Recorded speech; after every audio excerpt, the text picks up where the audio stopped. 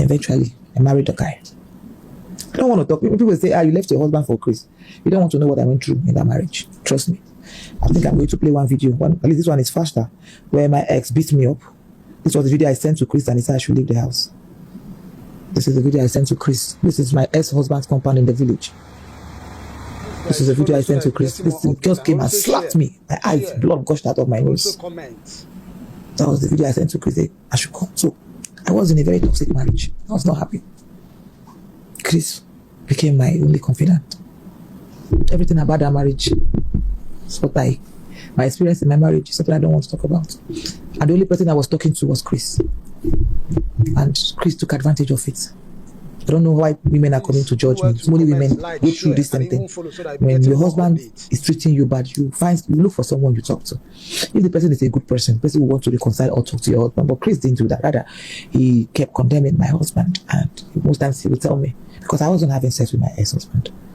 When you call Chris prophet, it's an insult to God. And what is happening today? I think now I can believe that God answers prayer. When I was small, and this is my truth, I used to pray to God. When I see these pastors on pulpits, especially TB Joshua, when I know that my father used to watch TB Joshua so much, when I see them preaching, one day, before my dad died, I was watching TV, you can't have place on TV, and I went inside the room and I prayed, and I said, God, give me power to expose these people. I'll go to their altar and challenge them and expose them. I prayed that prayer. I'm not lying. This prayer I prayed it years back when I was younger. Now, going forward to Chris Okafor, you see, it's something I am not ashamed to talk about. Not because I am proud of what I did, but because I have nothing against lose. I lost the most important person in my life, my younger brother, the most handsome man.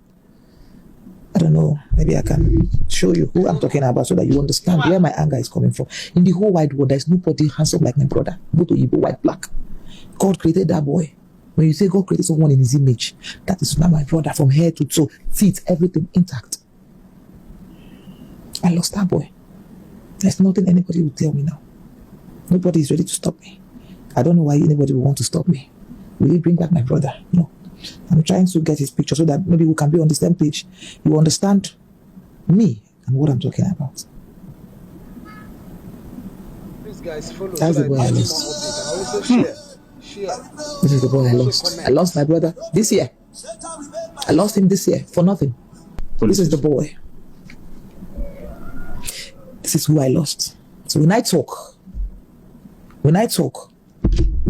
people say you want money. You want him to pay you. You said he must marry you. Who is he leaving me for? Well, of course, yes. Who is he leaving me for after all the atrocities that we have committed? I'm not saying it in the place of love. That is the misunderstanding. Everybody is saying, oh, move on. It's not about love for me. It's about pain. It's about pain that this man cost me for no reason. Now, I will shed light into what happened. I met Chris Okafor 2017. I was just 23 years. God started blessing me early. I bought my first car at the age of 18 years. I bought Murano. I went to Cotonou, bought the car with my money, brought it to Nigeria. So it's not like the man bought it for me. No. I was doing well for myself. Very well. A young girl at that age. Before 2017, I bought that car 2000 and how many years? It's really long time. I bought car. Now, what happened? I went to police for CID for a case. In that for CID, I saw Chris. Chris was coming. I went there with my colleague, Choma Okoye. So as Chris, people were saying, who is this man? He's very handsome. As he was coming, he was walking on the road. Me, I was also walking on the road, like we're coming opposite each other. Then he without me, I'll call it hypnotism at first sight, not love at first sight. Because what happened to me that day? People might call it love at first sight. No, it was hypnotism. We met. His boss has now rushed to move me away from me. He now grabbed me by my hand and entered his car. And then gave me his number and said, I'll call you. I left. A few hours later, in fact, it was even my colleague that said, I know this man who is the big man of God. I was like, oh, really? But when she was saying that, then I was already gone in love with the guy. Okay. hypnotized by him because it's not love. Now it's beginning to make sense to me. Now the whole thing is clearing. These guys follow so that you'll be getting more updates. And also share. 2 hours later, a few hours later, I got a text. Comment. Hi. I said, who's this? I said, Chris. Well, my colleague didn't really remember his name. But yes, that's his name, Chris. Then he now called and asked me, when am I coming to Lagos? I told him. And he said, okay. When I get to Lagos, I should call him. I got back to Lagos. This was around December. This thing was around December. But towards the end of December. In fact, when I got back to Lagos, the day he invited me was on 31st of December. 2017. Because they were doing crossover night. He invited me to an address in Ojudubega. I went to the place and it became a church. Honestly, when I was going, I didn't think that he was going to invite me in his church. I was thinking he was going to probably a house or somewhere private because I was already all over in love. Oh, I don't know. Like for me, I wanted him and he also wanted me. Choma, if Choma Okoye would be true because we're quarreling now, Choma would tell you that I was hypnotized. Like I was, at some point, my colleague was looking at me like this. When I got to his church, it was his pastor, Pastor Sylvester, who came down to receive him. They were just closed from the crossover night. And he took me up to his office. He looked at me and he said he liked me. That he's a pastor, he's been divorced, and he would tell me what the wife did to him later. But he's going to travel for Christmas this January. That January, that I should... am I traveling? I said, yeah. I said, okay, we'll meet in the east. I traveled. I'll get to this. When I narrate this part, I'll give you a number. You'll call my national president to confirm what I just said. Then we'll continue. It was at that point, when I got to the east, I met the national president. No. I think he invited me to the village, yes. My national president, I think he went with me. Yes, he did. Went to his village. This national president of what? Actors Guild of Nigeria, Emeka Rollas. He went, no, not that first one that he went to. That's 2017. I went alone. I went to see him, introduce me to his mother. Now I can put it. I saw his mother. That was the first day we kissed, so I went alone. I remember now vividly. We ate. Introduced me to his mother, to his children, and all that. His village is in one place in Anambra. You go from Okigwe. From Okigwe, there's a road that will link to that place. So it's close to Umahia. So it's not that Anambra inside. So when we finished, he was a little bit late, getting late. He sent his driver, Emeka is the name of his driver. Emeka drove his heels with some policemen who now drove behind me to see me off, so to a safe place. I was it. Then when he came back, we started. We were just love cats, love birds. This guy will call me to come to the church. There's no way he doesn't sleep with me. There's one guy, Obum. One of his, he called him his son. Obum. If I come, that time Obum will receive me. I'll go to his bedroom. We'll start from door, start kissing. That's how we'll start making love. That's how glued we were together. Yes. And when we take me inside, we'll do it everywhere. His daughters, I used to wear uniform with daughters. I think I will show you. Although the wife reached out to me and said she doesn't want the daughter on social media, and I apologize, but there's no way I will tell the story and without, how will I tell the story or make you guys believe if to show you that I even wear uniforms with the daughter. This is the first daughter. Is the daughter of Chris Okafor, the one who ran away from the house and went to her mother because of her father's atrocities. Yes, it was too much. This is the first daughter. This is the one. This is how much I used to buy gifts. They love me. She too gave me gifts too. Like she started doing lip gloss or something. The mom, that's like guiding her. She started producing lip gloss. She gave me one. So what am I trying to say? He has those all his about the one that is Abino, right? Not like I'm yabbing about. That's what I want to describe her. A lot of them loved me. We were a family. His son, he has a son that looks much like him. We were a family. Now, how come Chris would either we're in the house, or you take me to Marriott Hotel in Lagos, or there's another house that he had. Now, according to him, he said someone has taken the house. He said the house is keeping it for one politician. That sometimes Obum will take me to that house. We would make love. One of my sister, Winna lives in that place. My sister, Winna, said they used to know now. Said my people, because they live there. When I come, they always know when I go to see. Even they will tell me that man is a Gaiman pastor. He used to come to my father's shrine to do juju. Yeah, I didn't to stop it. I was head over this guy. I was in love. For me, I was in love. At the end of the day, We started dating for so many years. Now, 2019. I had this guy I knew, 2012. I met in Dubai, my ex-husband. Now, we were supposed to marry, but it didn't work. Like, he's toxic. Then I stopped having feelings. That was when I now met Chris, 2017. Then, 2019, this guy resurfaced again. And, was pressure. He wanted to marry me. My ex-husband realized he's obsessed with me. Why I say he is, because he still talks to me now. He's obsessed. So it's somebody I will call it love. Like, maybe it's love for him, because he's really like that with me.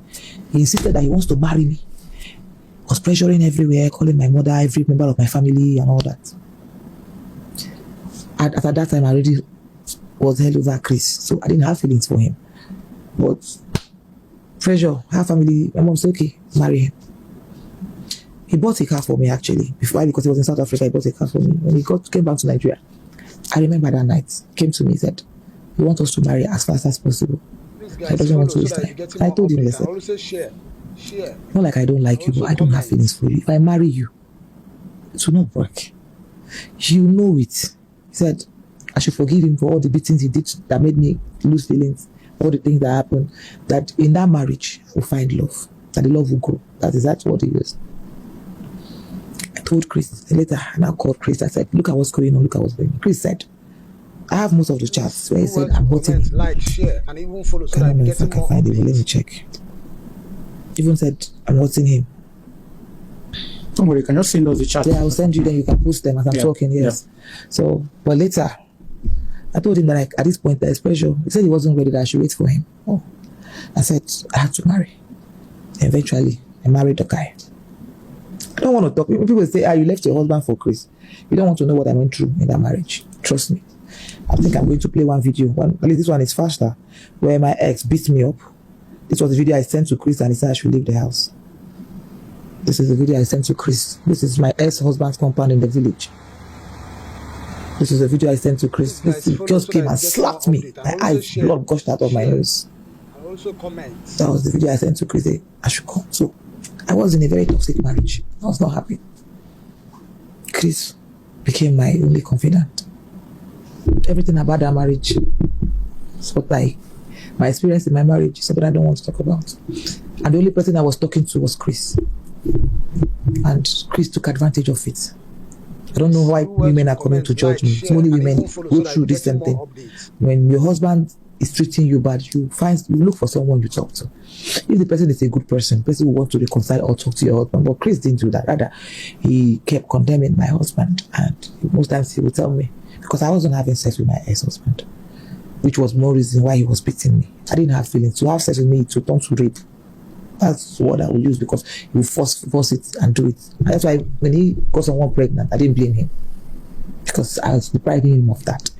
And then Chris took advantage of it. Chris doesn't even want me to have sex with my own ex. Though I wasn't having feelings, he doesn't even want me to. While you were not having sex with your husband, were you having sex with Chris? No, I never had sex with Chris while I was married. I stopped having sex with Chris.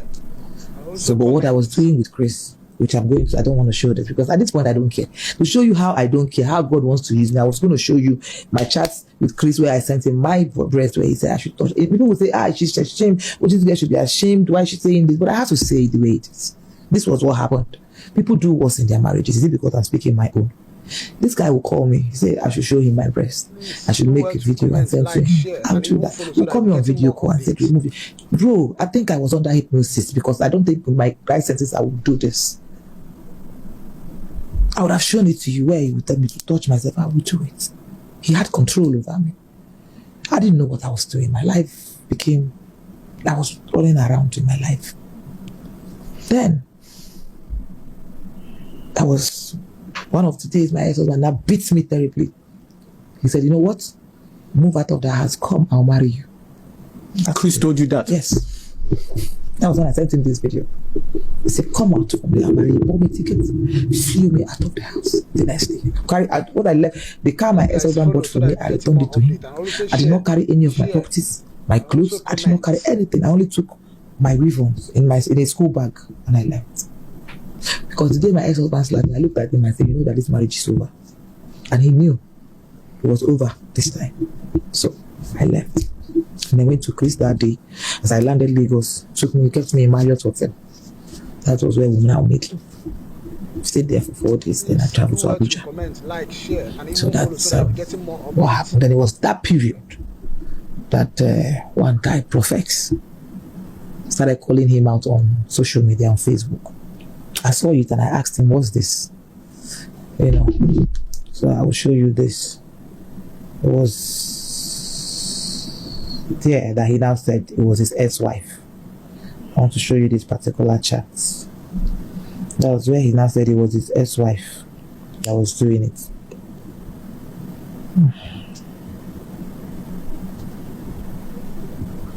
So he said, okay, this one is my chat with Jeremiah yesterday before yesterday. I'm trying to see, I sent it to someone. That's why I'm thinking it's going to be very fast. and also comment. You can just tell the story then. You I send will us tell all you the there, I'll chat. send you all the chats. So, when I